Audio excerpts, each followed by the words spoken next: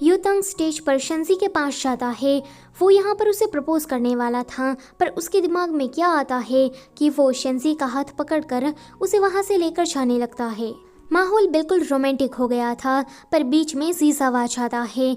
वो दोनों ही यहाँ पर शंजी के लिए लड़ने लगते हैं, तो शंजी उन दोनों का हाथ छुड़ाकर वहाँ से चली जाती है। उसको ऐसे जाते हुए देखकर जीसाव उसके पीछे जाता है। अगले सीन में शंजी जब उठती है तो जीसाव उसके पास सोया था। तभी ही उसे किसी का कॉल आता है कि उसके फेवरेट डायरेक्टर ने उसे ऑडिशन के लिए बुलाया है। ये सुनकर शंजी काफ़ी ज़्यादा खुश हो जाती है। वो ये बात जीसाव से कहती है तो जीसाव कहता है कि मुझे यकीन नहीं हो रहा। शंजी कहती है कि मुझे भी यकीन नहीं हो रहा है। आगे वो उस डायरेक्टर से मिलने के लिए जाती है एंड वहाँ जाकर उसे पता लगता है कि ये सारी अरेंजमेंट तो युतंग ने की है। वो कहती है कि तांग तांग, तुमने इतना सब कुछ मेरे लिए किया, इसलिए थैंक यू। जीसाव शंजी के घर पर उसका इंतज़ार कर रहा था। जब उसे रहा नहीं चाहता तो वो उसे कॉल करता है। शंजी कहती है कि मैं अभी बिजी हूँ, तो मैं तुम्हें बाद में कॉल करूँगी। शंजी यहाँ पर युतंग के साथ थी। वो उसे पूछती है कि युतंग, तुमने ये सब कुछ कैसे किया। युतंग सोचता है कि उसने ये सब कुछ नहीं किया है, पर उस मिस्टीरियस पर्सन ने इस डायरेक्टर से रिक्वेस्ट की, इसलिए वो डायरेक्टर माना। आगे शंजी अपने घर पर वापस आ जाती है। जीसाव अभी भी उसका इंतजार कर रहा था। वो उसे कहता है कि कैसा रहा सब कुछ। शंजी कहती है कि डायरेक्टर ने मेरी तारीफ़ की। उसने कहा कि मैं काफ़ी ज़्यादा टैलेंटेड हूँ, पर साथ ही साथ में उन्होंने ये भी कहा कि मेरे गले पर स्कार है, इसलिए वो मुझे अपनी मूवी में नहीं रख सकते। जीसाव कहता है कि ये सारी मेरी गलती है। अगर मैं वो पोस्टर बनवाता ही नहीं तो आज तुम्हारे गले पर ये स्कार भी नहीं होता। शंजी कहती है कि पर फिर भी मैं खुश हूँ कि मेरे गले पर स्कार है एंड तुम जिंदा हो। वो कहता है कि क्या कहा। शंजी कहती है कि कुछ भी नहीं। यहाँ रात में युतंग को वो मिस्टीरियस पर्सन किडनैप कर लेता है। युतंग को किडनैप करने के बाद वो जीसाव को मैसेज करता है कि अगर तुम्हें युतंग की जान प्यारी है तो मेरे बताए पते पर आ जाओ। वो यही सेम मैसेज शंजी को भी भेजता है। वो दोनों ही फिर उसी जगह पर पहुंच जाते हैं बटलर को लेकर। जीसाव कहता है कि तुम दोनों नीचे इंतजार करना, मैं अभी वापस आया। यहाँ पर जब वो ऊपर आता है तो उन गुंडों ने युतंग को पकड़ कर रखा था। जीसाव कहता है कि उसे छोड़ दो, उससे कहीं ज्यादा वर्थी मैं हूँ। ये सुनकर वो गुंडे युतंग को जाने लगते हैं एंड जीसाव को पकड़ लेते हैं। युतंग नीचे आकर कहता है कि शंजी, हमें जल्दी ही पुलिस को बुलाना पड़ेगा, पर बटलर कहता है कि जरूरत नहीं है, मैं ऊपर जाता हूँ एंड मैं सब कुछ हैंडल कर लूँगा। आगे बटलर ऊपर जाता है एंड वो उन गुंडों को कुछ पैसे देकर वहाँ से भगा देता है। उन गुंडों के जाने के बाद छत पर सिर्फ जीसाव और बटलर ही थे। अचानक से ही बटलर जीसाव को धक्का दे देता है। इससे हमें पता लगता है कि बटलर ही वो मिस्टीरियस पर्सन है। जीसाव को अपने सामने इस तरह से मरते हुए देखकर शंजी काफ़ी ज़्यादा शॉक हो जाती है। वो यहाँ पर इतनी ज़्यादा सदमे में थी कि वो अपनी टाइमलाइन यानी कि जहाँ से फ्यूचर से वो आई थी वहाँ पर वापस आ जाती है।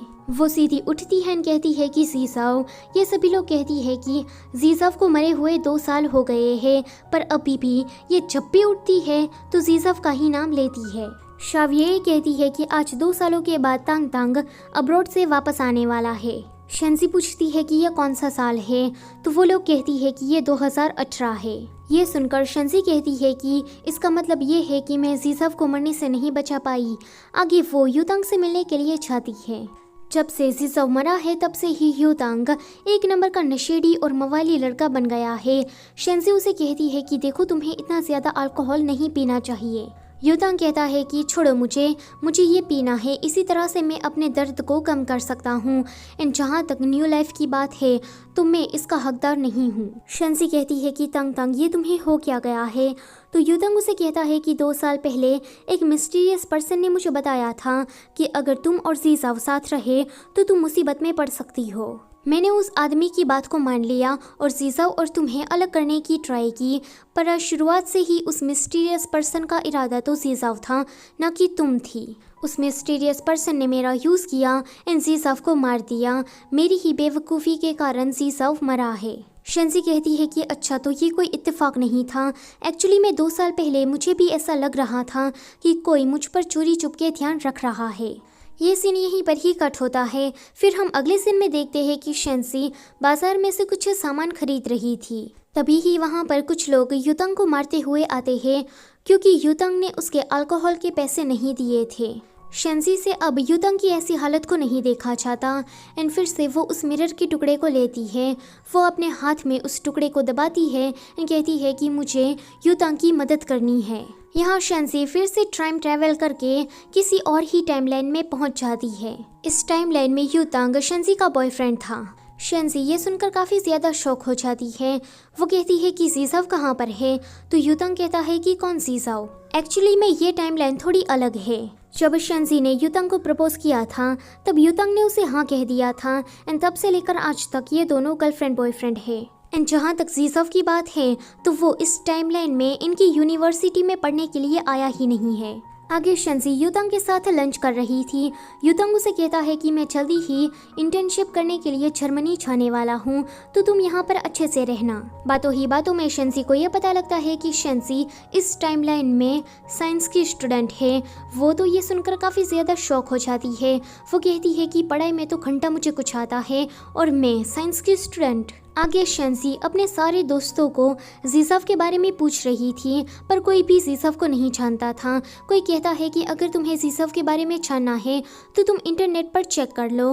वो जब इंटरनेट पर देखती है तो उसे पता लगता है कि जीजाव इस टाइमलाइन में एक बहुत ही बड़ा फेमस साइंटिस्ट है। उसने बहुत सारे अवार्ड्स अपने नाम किए हैं, पर उसका स्वभाव थोड़ा रूड है, इसलिए कोई भी उसको अपने यहाँ काम पर नहीं रखता एंड उसका इसी तरह से ट्रांसफ़र होता रहता है। आज जीजाव आया था इनके स्कूल पर एक केमिस्ट्री टीचर बनकर। वो कहती है कि जीजाव मुझे पहले से ही पता था कि हमारा इस तरह से मिलना किस्मत में पहले ही लिखा जा चुका है। अगले दिन ये लोग चौशी की क्लास के लिए लेट हो जाते हैं। वेल इस टाइमलाइन में चौशी इनकी टीचर है। चौशी काफ़ी ज़्यादा स्ट्रिक्ट टीचर हैं एंड वो किसी की छोटी सी छोटी गलती भी माफ़ नहीं करती। ये चारों ही चौशी की क्लास के लिए लेट हो गई थी, तो ये लोग बहाना मारती हैं। वो कहती है कि शेंसी की आंखें ख़राब हो गई थी तो हम हॉस्पिटल गए थे एंड इसी चक्कर में हम लेट हो गए। पर ये सारे छोटे मोटे एक्सक्यूज़ चौशी के सामने नहीं चलते। वो शेंसी को अपने क्लास में नहीं आने देती। शेंसी बाहर थी तभी ही जीजाव उसके पास आता है। वो उसे देख रहा था एंड बातें कर रहा था, तो शेंसी समझ जाती है कि ये जीजाव है। वो जल्दी से उसके गले लग जाती है, तो जीजाव उसे कहता है कि देखो लड़की, तुम मुझे पसंद नहीं कर सकती क्योंकि मैं तुम्हारा टीचर हूँ। वैसे भी मुझे तुम्हारे जैसे लो IQ वाले लोग पसंद नहीं है। शेंसी सोचती है कि ये बात तो जीजाव ने मुझसे पहले भी कही थी। आगे जीजाव शेंसी को लेकर केमिस्ट्री क्लास में जाता है। वो उसकी पट्टी खोल रहा था। शेंसी कहती है कि जीजाव को आज मैं फिर से अपने इतना करीब देख पा रही हूँ। उन दोनों का एक स्वीट मोमेंट चल ही रहा था, तभी ही वहाँ पर युतांग आ जाता है। युतांग शेंसी को लेकर वहाँ से चला जाता है। फिर हम अगले सीन में देखते हैं कि चौशी जा रही थी एंड वो फिसलने वाली थी, पर जीजाव आकर उसे बचा लेता है। जीजाव उसे कहता है कि जरा ध्यान रख के चला करो। इतना कहते ही वो चला जाता है, पर चौशी उसके दिल में तो तितलियां उड़ने लगी थी। इसी वक्त से चौशी जीजाव के पीछे पड़ जाती है। वो शेंसी को लेकर आती है और कहती है कि ये स्टूडेंट मुझे काफ़ी ज़्यादा परेशान कर रही है, इसे तुम सबक सिखाओ। जीजाव उसे काफ़ी पीछा छुड़ाने की ट्राई करता है, पर फिर भी चौशी उससे चिपक ही रही थी। चौशी कहती है कि इसने मुझसे झूठ कहा, ये अंधी होने का नाटक कर रही है। जीजाव कहता है कि क्या ये लड़की अंधी है, फिर तो हमें उसकी मदद करनी चाहिए। इतना कहते ही वो शेंसी को लेकर बाहर चला जाता है। शेंसी कहती है कि थैंक यू मेरी मदद करने के लिए। तो जीजाव कहता है कि मैं तो अपनी मदद कर रहा था, वो टीचर कुछ ज़्यादा ही चिपको थी। आगे हम देखते हैं कि युतांग और बाकी सभी लोग शेंसी का बर्थडे क्लास में ही सेलिब्रेट कर रहे थे, तो ये देखकर जीजाव उसके पास आ जाता है। वो कहता है कि तुम ये सारी चीज़ें यहाँ पर नहीं कर सकते।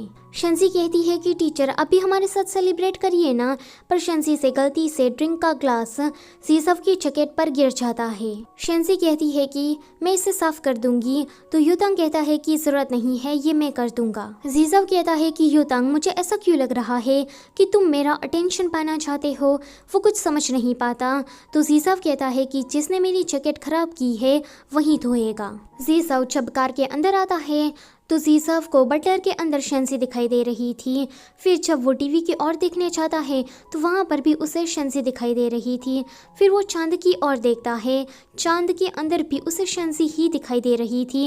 वो कहता है कि क्या मैं पागल हो गया हूँ। दूसरी तरफ शेंजी जब सोने के लिए जाती है तो उसे जीसाफ की मौत के बारे में सपने आ रहे थे। वो सोचती है कि चाहे जो कुछ भी हो जाए पर इस टाइमलाइन में मुझे जीसाफ को बचाना है। कुछ दिनों बाद जीसा उसके पास आता है। वो कहता है कि क्या तुम मुझे पसंद करती हो, क्योंकि हर वक्त तुम मुझे स्टॉक करती रहती हो। शेंजी कहती है कि मैं तो बस ये चाहती हूँ कि तुम भविष्य में सेफ रहो। वो कहता है कि क्या कहा सेफ? तुमने मुझे सेफ रखने के चक्कर में कितनी पब्लिक प्रॉपर्टी को नुकसान पहुँचाया है। इन सारी चीज़ों की भरपाई तो तुम्हें करनी ही पड़ेगी। आज से ही तुम्हें 1 वीक तक लैब में मेरे साथ काम करना होगा। शेंजी मना करती है तो वो उसे ज़बरदस्ती वहाँ पर लेकर जाने लगता है। उन दोनों को इस तरह से जाते हुए युतांग भी देख लेता है। रात में युतांग जीसाओ के पास आता है उसका जैकेट लौटाने के लिए। वो कहता है कि शेंजी मेरी गर्लफ्रेंड है तो तुम ना उससे दूर रहना। जीसाओ कहता है कि मैं उसका पीछा नहीं कर रहा हूँ, पर पूरे कॉलेज को ये बात पता है कि शेंजी तुम्हारी गर्लफ्रेंड वो मेरे पीछे पड़ी है। दूर से दो उन दोनों को देख रही थी और अपने ड्राइंग बुक में कुछ ऐसा ड्रॉ करती है। अगले दिन शेंजी जब यहाँ पर लैब में काम करने के लिए आती है तो युतांग वहाँ पर आ जाता है। एक केमिकल नीचे गिरने वाला था तो ये दोनों ही उस केमिकल को बचाने की ट्राई करते हैं। इन इसी चक्कर में ये दोनों काफ़ी ज़्यादा क्लोज आ जाते हैं। शेंजी कहती है कि लगता है कि मैं यहाँ पर थर्ड व्हील हूँ। इतना कहते ही वो चली जाती है। चेनहान कहती है कि शेंजी क्यों ना मैं तुम्हें घर पर छोड़ दूँ, तो शेंजी उसकी कार में बैठ जाती है। आगे चेनहान उसको उसके घर पर छोड़ देती है। शेंजी सोचती है कि इस टाइमलाइन में तो मेरा घर भी बदल गया है। वो अपने इस नए घर को देख रही थी और अचानक से ही उसकी माँ वहाँ पर आ जाती है। शेंजी उसे देखकर शॉक। वो कहती है कि माँ आप क्या अभी भी जिंदा हो, क्योंकि पहली वाली टाइमलाइन में शेंजी की माँ बचपन में ही गुजर गई थी। तो गाइस वीडियो होती है यहीं पर ही ख़त्म, पर जाने से पहले वीडियो को लाइक कर देना और चैनल पर नए हो तो उसे सब्सक्राइब कर देना। Thank you for watching.